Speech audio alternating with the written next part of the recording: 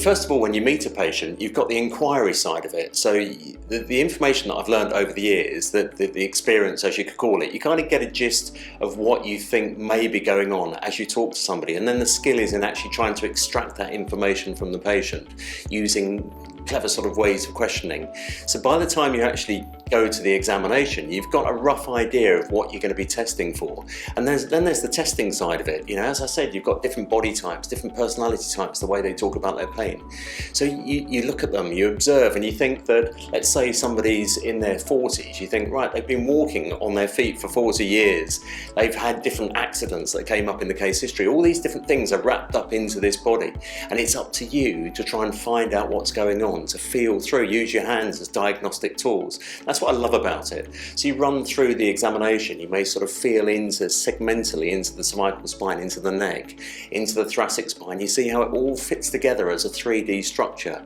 You think about gravitational forces. Often problems are what we call ascending, so they come from the feet up. So you can look at the feet, if there's dropped arches or little knees that are turned in, or knock knees or bow legs or anything like that, that goes into the pelvis. And then if it's a short on one side, then there's going to be more compression. If there's more compression there, it's going to be tight muscles. So you start to learn this sort of, I suppose it's pattern recognition. And once you have a rough idea of what's going on, you create a diagnosis, a working diagnosis, and that could be kind of medical, it could be osteopathic, but that will then inform your treatment plan and your management plan.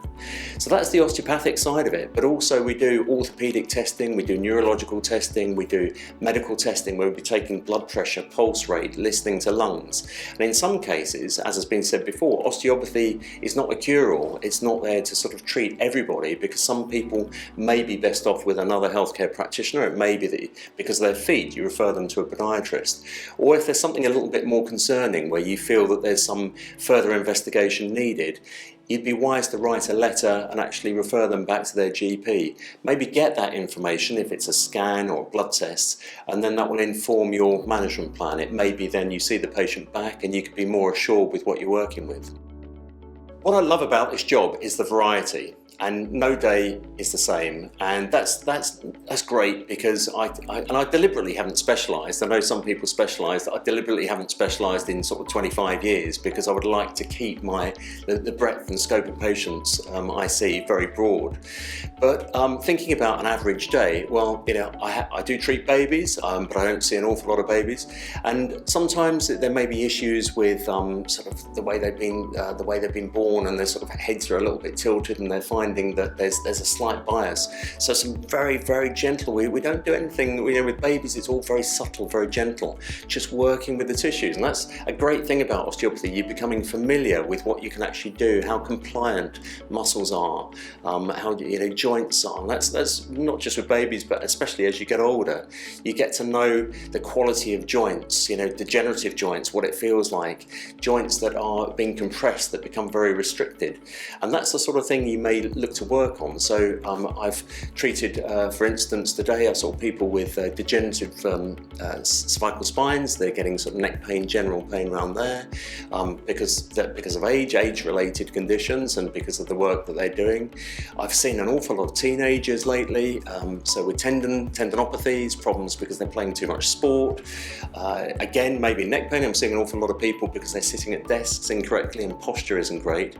And as far as treatment's concerned, you know, it says we do massage on the sort of publications and everything, but working with muscles is very different. You know, there's tight, there's fibrotic muscles, there's tense muscles, and muscles have kind of different statuses or different conditions that they're in, and treatments will be different. You don't just massage it, you can do gentle inhibition and trigger point.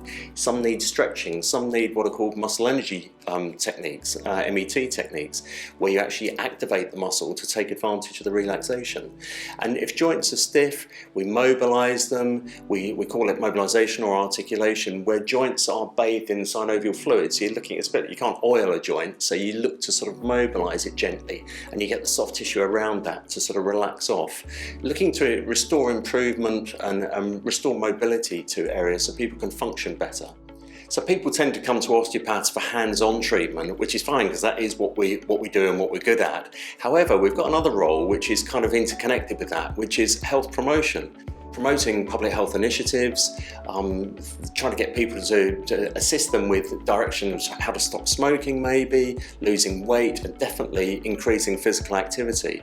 So trying to promote their health as well as what we can do. As an allied health professional, and there's 14 of them, we really should be seen as working with these other, collaborating with these other healthcare professions. And osteopathy is not a distinct entity. Yes, we've got our own identity and we know what we're good at, but we've got to work, we've got to recognise the scope of osteopathy and when we need to refer. And also, you know, we do a lot of not only health promotion, but we're on the physical activity side of things. We recommend, we prescribe exercises. It's not just what we do with our hands. So we will be giving patients a program of exercises to do, and we can monitor they're doing them correctly. And I think that tends to be seen as another field like physiotherapy, but it is something we do. And there's a lot of apps, there's a lot of sort of online things that osteopaths are looking to utilise now.